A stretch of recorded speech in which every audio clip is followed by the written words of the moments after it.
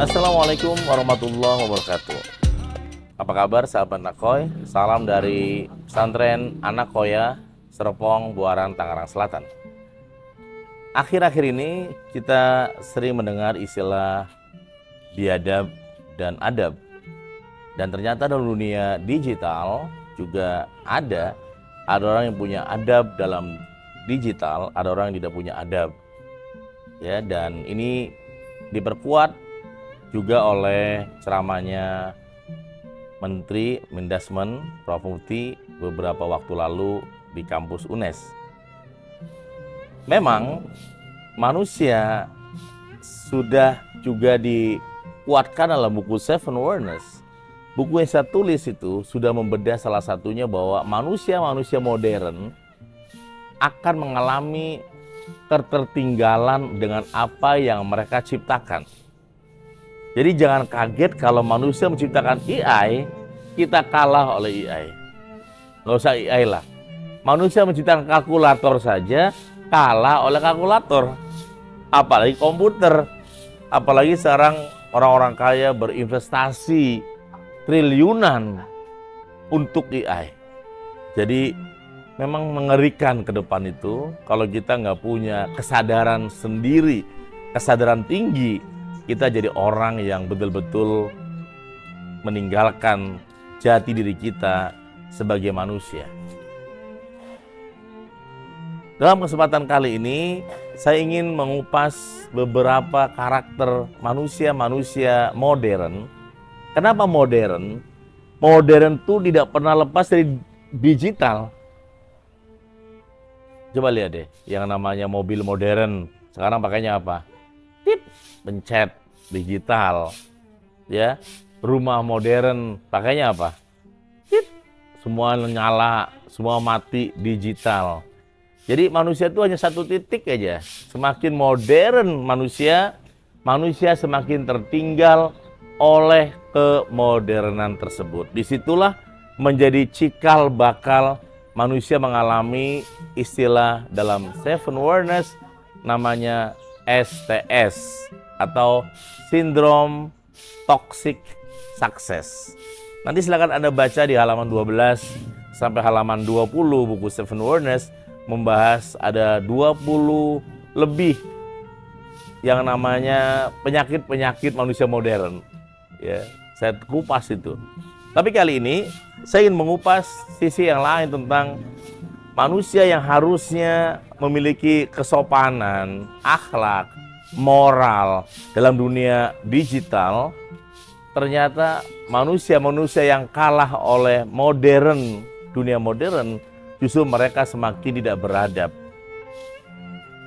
Dalam hal ini minimal saya menemukan ada 6 model yang membuat manusia tertinggal oleh kemodernan dan mereka akhirnya terkerangkeng oleh semua aspek modern, aspek digital, tapi justru kehilangan adab. Ketika seseorang kehilangan adab di dunia digital, maka yang ada adalah apa? Ya, yang ada adalah biadab. Jadi tema kita adalah kebiadaban digital. 1, mungkin Anda sering mendengar istilahnya adalah ya cyberbullying. Jadi ya bullying tapi melalui online. Bahkan ada banyak orang yang takut buka akun Instagramnya, Facebooknya ketika banyak yang membuli melalui online. Buat beberapa pejabat tertentu yang ketika keputusannya tidak disukai, ya itu ada buzzer-buzzer yang bisa membuat dia jadi penakut. Malah banyak yang frustasi. Bahkan bisa membuat orang bisa bunuh diri karena hal ini. Dunia digital yang hidup 100% dalam kehidupan dia nggak bisa hidup tanpa digital, ya dia akan stres. Beda buat Anda yang ngelepas handphone tuh biasa aja. Beda dengan Anda yang lepas handphone tuh tenang-tenang aja. Beda dengan Anda yang tanpa handphone masih bisa tersenyum. Ada orang tersenyum harus pakai handphone. Senyum. Kalau nggak ada handphone nggak senyum. Karena aslinya nggak senyum ya.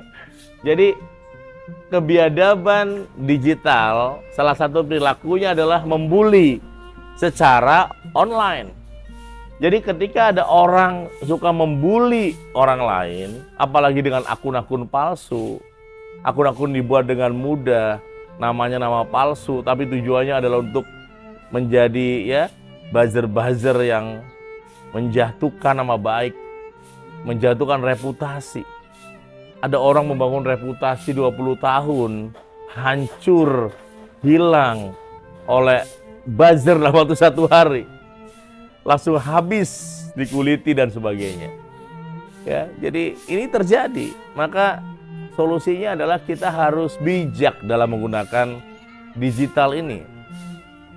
Kita harus punya moral intelijensi. Kita harus punya rasa ya bahwa ini pantas, ini nggak pantas, ini sopan, ini nggak sopan. Harus punya ukuran sendiri. Tapi kalau kita nggak punya ukuran sendiri, akhirnya semua tuh dibebaskan. Dia anggap dunia digital tuh semua bebas, semua semaunya. Enggak.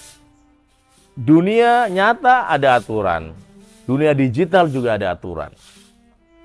Jadi nomor 1 adalah tadi cyberbullying, ya, sebuah cyber isinya perundungan, ya, dan ini terjadi dari anak SD sudah menggunakan ini.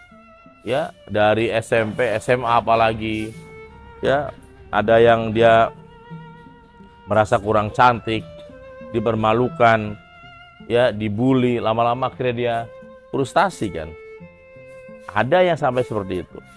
Yang kedua yang sering kita dengar apa? Penyebaran hoak.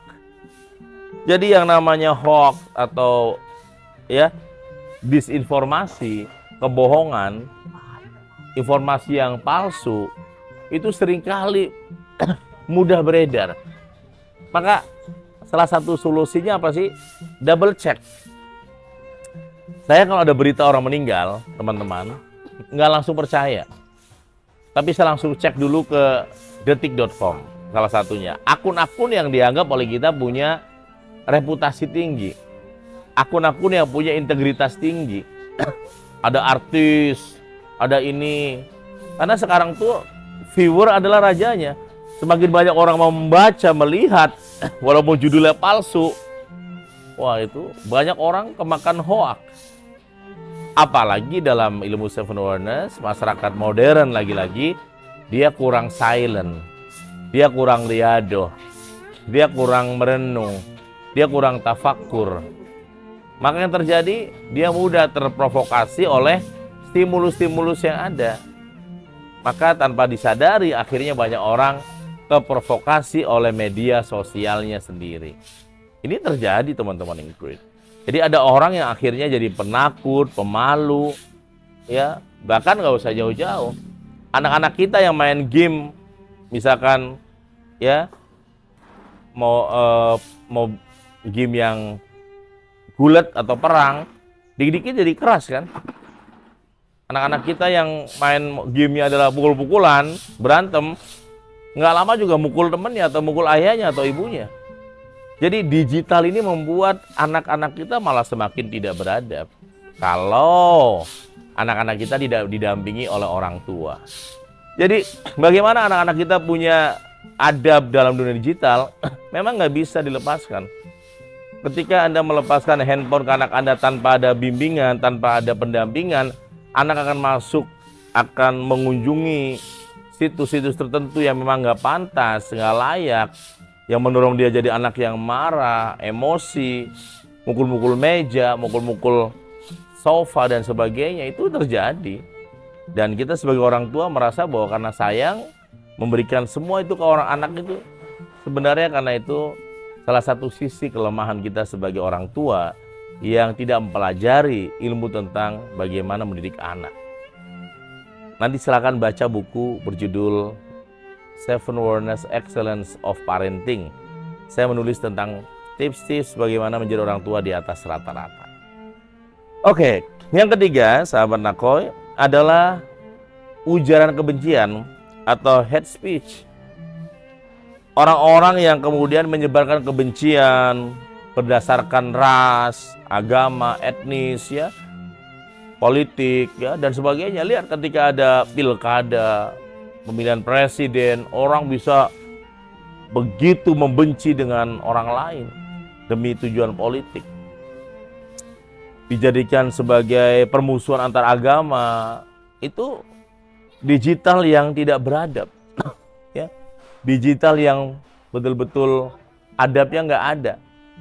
Tapi kalau orang yang punya adab dan dia main digital, dia saling menghargai, dia saling menghormati, dia memahami orang lain, dia tidak memaksakan kehendaknya kepada orang lain. Teman-teman yang great, jadi ujaran kebencian ini sangat mudah ditemukan di dunia digital. Ya, termasuk ajakan untuk membenci pemerintah, teroris. Ini teroris dari mana? Dari medsos kan? Jadi medsos dijadikan sebagai kesempatan terbaik, sarang untuk membuat bom. Nah, ini namanya kebiadaban digital. Orang harusnya salah makin cinta, makin kasih, makin sayang, tapi dengan digital malah makin benci. Malah kita terkapling-kapling oleh etnis, oleh suku, oleh kepentingan, dan kita lupa bahwa kita pernah berkata satu nusa satu bangsa. Kita beda agama, kita beda etnis, kita beda warna kulit, kita beda bahkan beda bahasa, tetap bahasa kita bahasa Indonesia kan. Maka kalau kita kembali kepada jati diri bangsa kita nggak mungkin terpecah-pecah oleh musuh. Tapi kalau kita nggak bersatu dari dalam, maka musuh bisa menghancurkan kita dengan mudah melalui mana? Melalui digital. Maka kita akan saling berperang atas nama kepentingan diri kita diprovokasi oleh digitalisasi. Oleh karena itu, bagaimana solusinya? Ya, solusinya adalah ya kita harus ya memiliki teman-teman yang positif, komunitas yang positif. Karena dalam dunia digital juga ada community. Ada belum lama polisi memblokir komunitas ya nikah sama saudara, itu kan belum lama kan? Itu juga muncul dari mana? Dari digital kan? Kemudian yang berikutnya adalah pelanggaran privasi. Jadi data pribadi, foto, rekaman orang tanpa izin ya. Kemudian ya penyalahgunaan data itu sangat mudah di era digital ini. Saya juga sering tiba-tiba ada orang menelpon saya sama udah tahu nama saya, nomor teleponnya jelas. Ya. Ini kan pasti ada yang tidak punya adab membocorkan data itu. Orang-orang yang demi kepentingan bisnis, kepentingan uang, data orang itu dipakai oleh orang-orang yang punya kepentingan. Dan ini yang saya rasa juga harus diwaspadai ya. Oleh karena itu data pribadi Anda harus betul-betul ya terkonfirmasi aman ketika memberikan kepada orang lain ya, karena bisa jadi disalahgunakan di era yang tidak beradab dalam dunia digital seperti ini. Yang berikutnya adalah ya nggak jauh dari pornografi kan. Jadi pornografi, eksploitasi digital ini juga sering kan ya. Jadi eksploitasi anak, kekerasan seksual termasuk ya secara online. Ini sangat disayangkan. Harusnya kita melangkah maju, tetapi yang terjadi justru dunia pornografi semakin menyebar. Dari mana? Digital. Jadi digitalisasi ini bukan malah membuat orang malah makin dekat dengan Tuhan kalau nggak bisa memanage dengan baik. Sekarang orang bisa mengakses dunia pornografi begitu mudah. Sudah banyak tutorialnya dan sebagainya. Ya, dan ini sangat disayangkan. Ya, pemerintah sehebat apapun mengunci, ada aja caranya anak zaman sekarang tuh. Dan ini salah satu hal yang sering kita temukan. Yang paling ujung adalah penipuan digital. Jadi dengan digitalisasi ternyata penipu makin mudah melakukan aksi-aksinya. Dan jangan langsung percaya.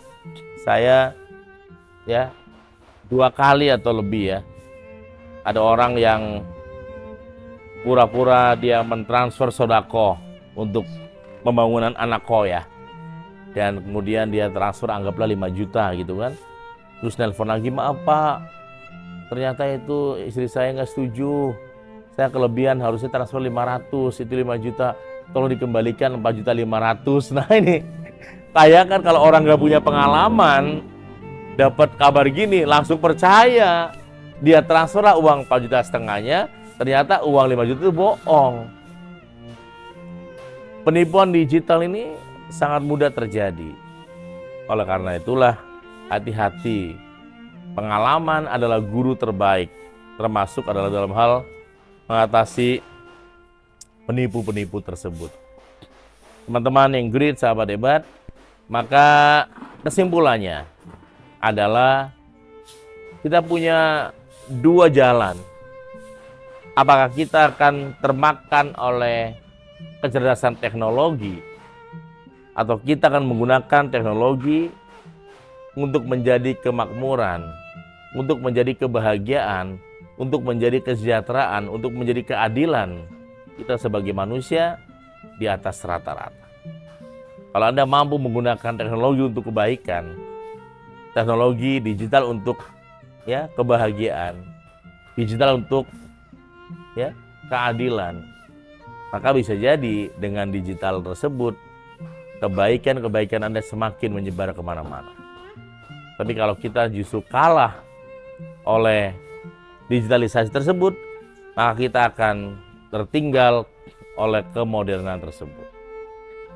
Saya Nana Qasim Yusuf Nakoy, buat Anda yang ingin bergabung di pelatihan 7 Awareness agar kita terhindar dari sindrom toxic success, hubungi nakoy.id. Salam kesadaran Indonesia. Wassalamualaikum warahmatullahi wabarakatuh.